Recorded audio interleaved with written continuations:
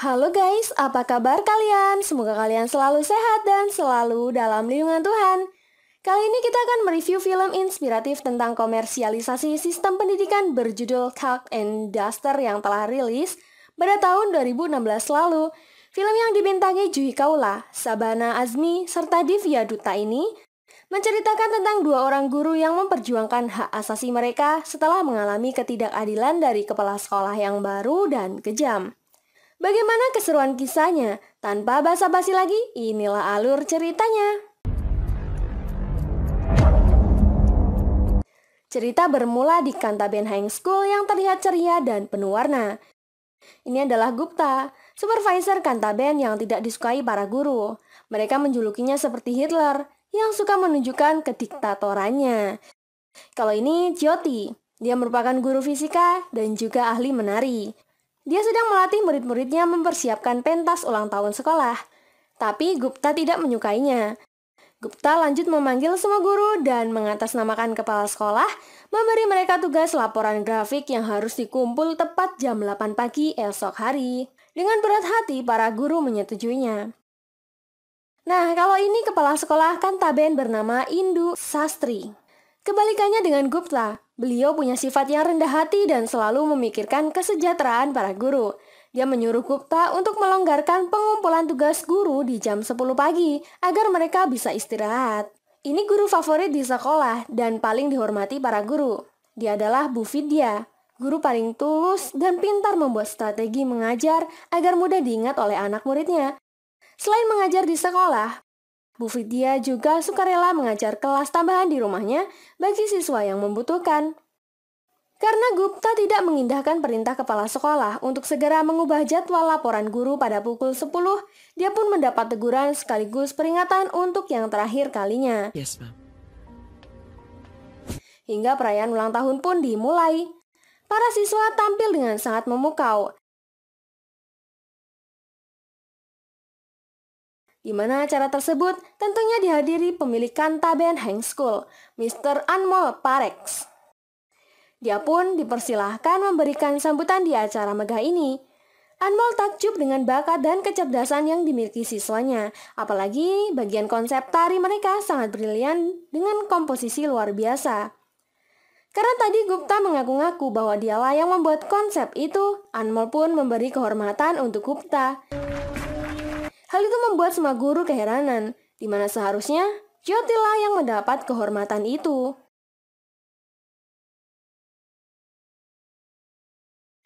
Hingga setelah 6 bulan kemudian, Gupta yang pandai menjilat kini telah resmi diangkat sebagai kepala sekolah Kantaben. Dia ini cocok sih sama Anmol karena mereka punya ambisi yang sama yang ingin memajukan sekolah Kantaben menjadi sekolah bertaraf internasional dan menyaingi sekolah ternama milik Naresh Patel, DGM School. Gupta akan merubah sistem di mana Kantaben harus menjadi sekolah bagi orang kaya dan terkenal nomor 1 di daerahnya. Strategi pertama yang akan dia lakukan adalah dia akan menaikkan biaya sekolah, lalu menaikkan standar guru kelas atas. Beberapa guru Kantaben adalah orang tua. Gaji mereka bisa untuk menggaji 3 guru baru yang muda, cantik, dan pintar. Anmol setuju dan menyuruh Gupta segera memecat guru-guru tua itu. Tapi melihat kemungkinan resiko, Gupta memberi saran, di mana dia akan membuat para guru tua itu mengundurkan diri dari sekolahnya. Strategi pun dimulai. Gupta mengadakan rapat di jam pulang para guru untuk evaluasi. Itu akan dilakukan rutin setiap harinya.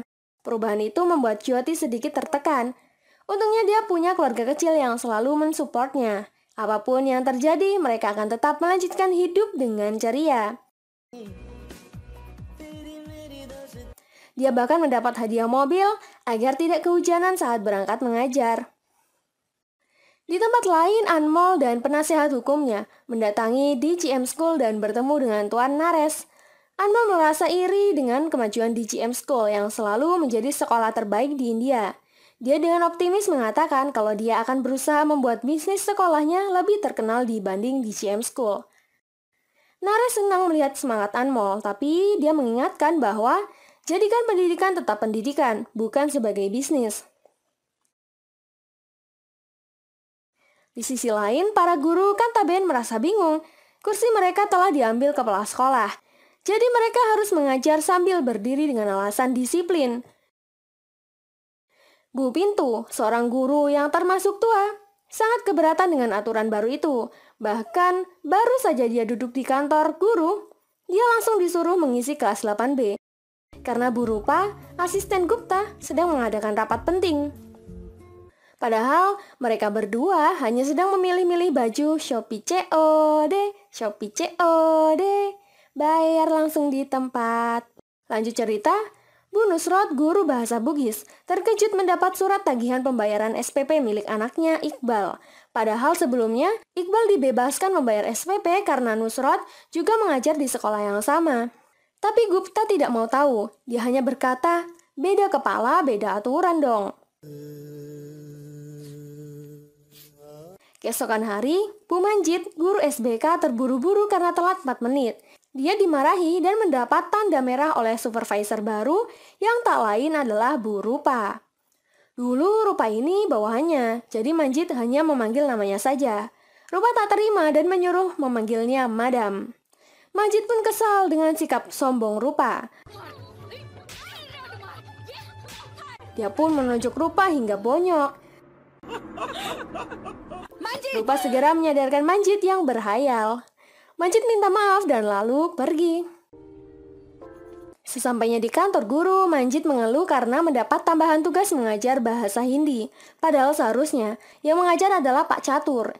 Dia yang kurang sehat secara fisik, dialihkan tugasnya menjadi instruktur senam. Dia telah menjadi target pertama Gupta agar Pak Catur segera mengundurkan diri. Mengetahui itu, Bu Vidya semakin stres dalam mengajar. Dia capek jika harus berdiri terus-menerus. Sampai di rumah, kakinya bengkak dan badannya lemas. Putrinya menyarankan sang ibu agar segera berhenti bekerja. Tapi Silpu belum lulus kuliah. Kelak ketika Silpu lulus dan mendapat pekerjaan, dia akan berhenti mengajar. Dengan kondisi yang semakin memburuk, Bu Vidya tetap mengajar dan memberikan rumus mudah trigonometri, yakni Pandit Bandri Prasad Hari Hari Bol Sona Candi Tol. Sona Candi Tol.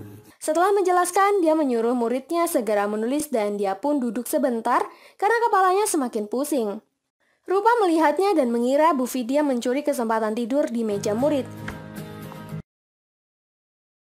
Vidya, ma'am. Dia mencari gara-gara dan dilihat oleh Gupta. Supervisor? But you can't just go क्या on. हो रहा है? देखिए ना ma'am. Gupta mengetes hasil mengajar Bu Vidya dengan ujian dadakan.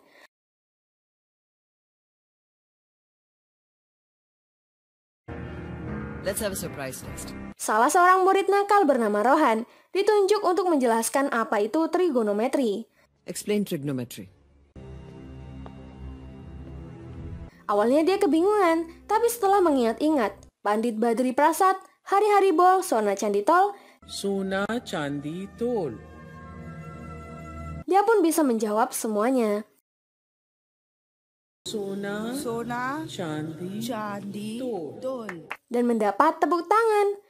Bukan memuji, Gupta malah mencari-cari kesalahan dan mengatakan bahwa cara mengajar Vidya sangat kolot dan ketinggalan zaman. Lalu Gupta memaksanya segera mengambil pensiun. Vidya sudah tidak tahan lagi. Dia marah dan mengatai Gupta seorang penjilat, sadis yang menikmati penyiksaan guru-guru. Gupta berkata, "Aku belum menikmatinya, Bu Vidya, sebelum aku berhasil membuangmu dari sini." Mendengar itu, Bu Vidya menjadi lemas.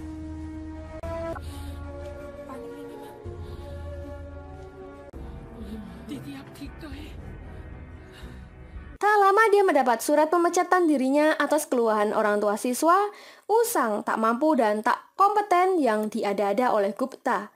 Hal itu membuat Bu Vidya pingsan dan segera dibawa ke rumah sakit.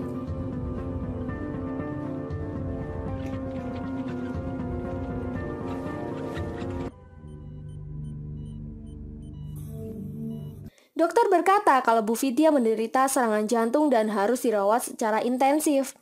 Mereka juga harus membayar Rp50.000 untuk pengobatan. Mendengar kabar bahwa kepala sekolah Kantaben menghina seorang guru senior, memecatnya dan membuatnya terkena serangan jantung, Tuan Nares meminta semua informasi perihal sekolah Kantaben kepada asistennya. Dia dan semua orang harus tahu kasus ini. Dia berkata, Kemarin Anmol Pares ingin menjadikan sekolahnya terkenal. Aku akan membantunya. Lalu dia pun memanggil Bayi Raffi Takari. Bayi Raffi Takari adalah seorang presenter kondang sebuah stasiun televisi terbesar di India. Dia datang ke rumah sakit dan menggali informasi.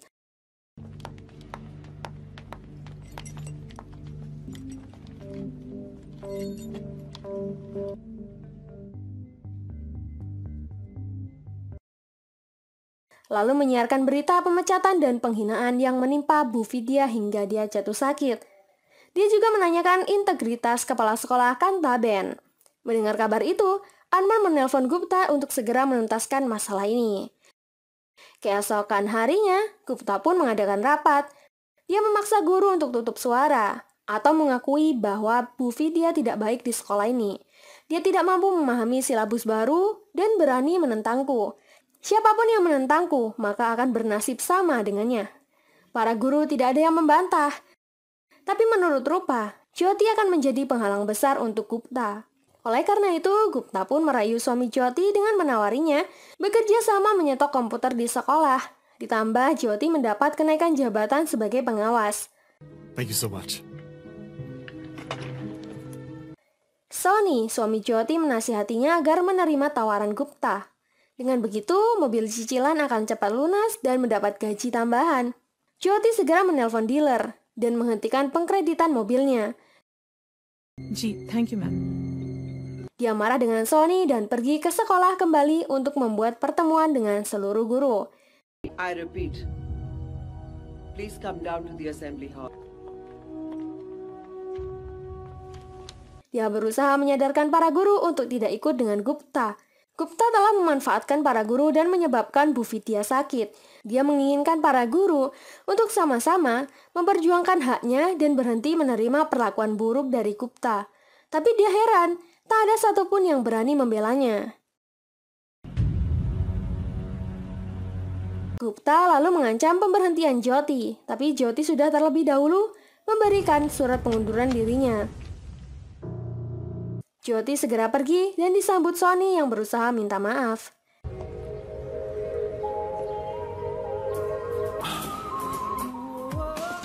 Sorry yaar. Jyoti punya ide. Dia mendatangi Bayi Raffi dan menjadi bintang tamu di acaranya.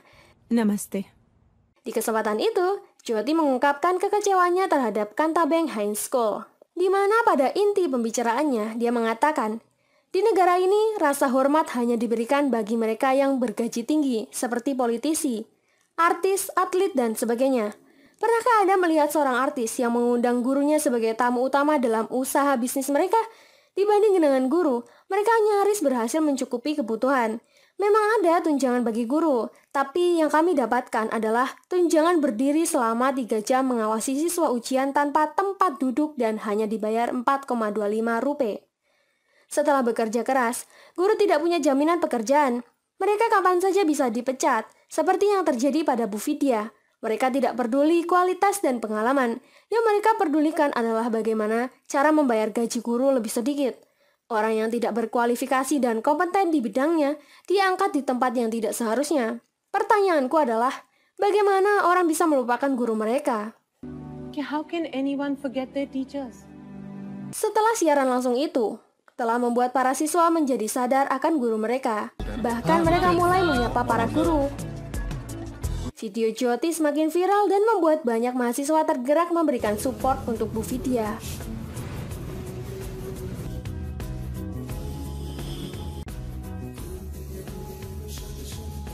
Di sisi lain, pihak Kantaben mengadakan rapat untuk membuat serangan balik atas reputasi mereka.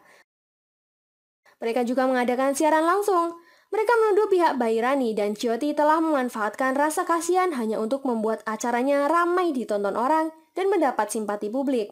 Bayi Raffi menyimpulkan, masyarakat akan bingung menentukan siapa yang benar setelah menonton tayangan Gupta, tapi dia yakin kebenaran akan selalu menang.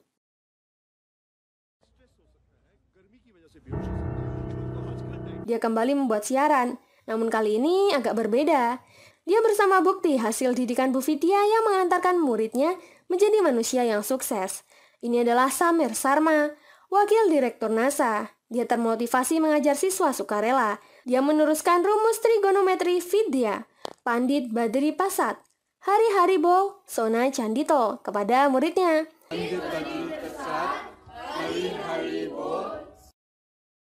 Kali ini Zakir Han, murid Bu Vidya yang berhasil menjadi pilot angkatan udara. Purnima bekerja di WHO, dan banyak lagi lainnya.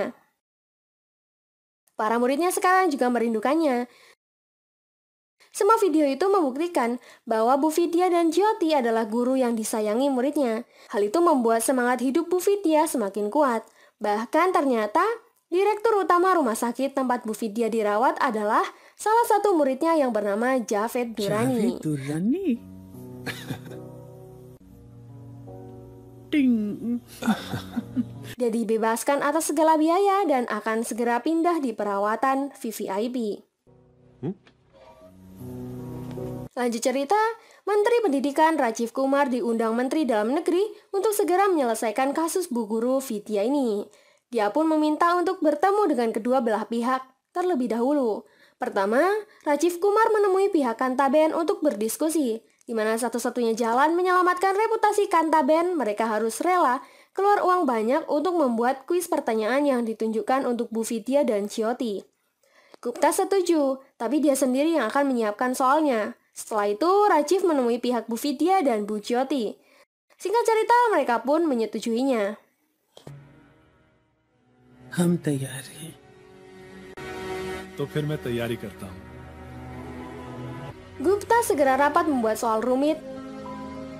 Sedangkan Bu Vidya dan Jyoti, mereka belajar bersama.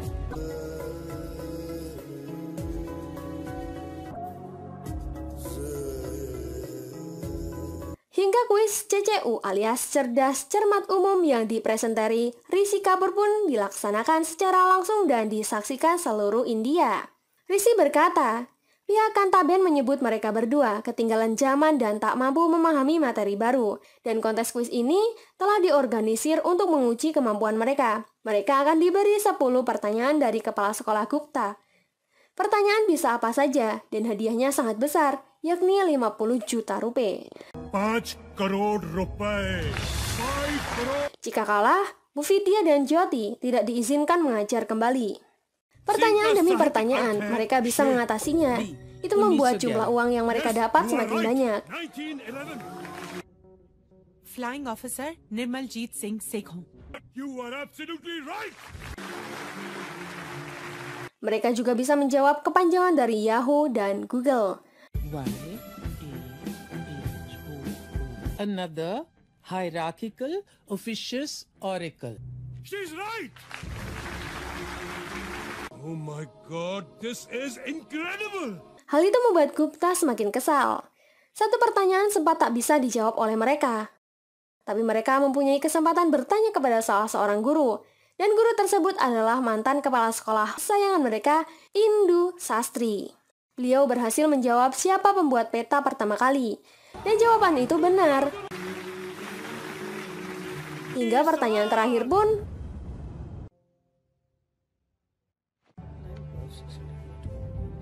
Bu Vidya dan Jyoti berhasil menjawab dan mendapat hadiah 50 juta rupiah.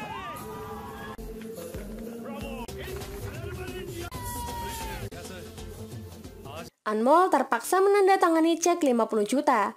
Dia pun kecewa dan pergi. Gupta yang merasa malu ikut menyusul, tapi dia ditahan Rishi Kapoor. Sesuai perjanjian, Gupta harus meminta maaf kepada Bu Vidya dan Jyoti. I'm sorry. Rencananya uang sejumlah itu akan mereka gunakan untuk membangun sekolahan atas nama Ibu Indu Sastri. Sekolah tersebut pasti akan ceria dan penuh warna, seperti dulu saat beliau masih menjabat.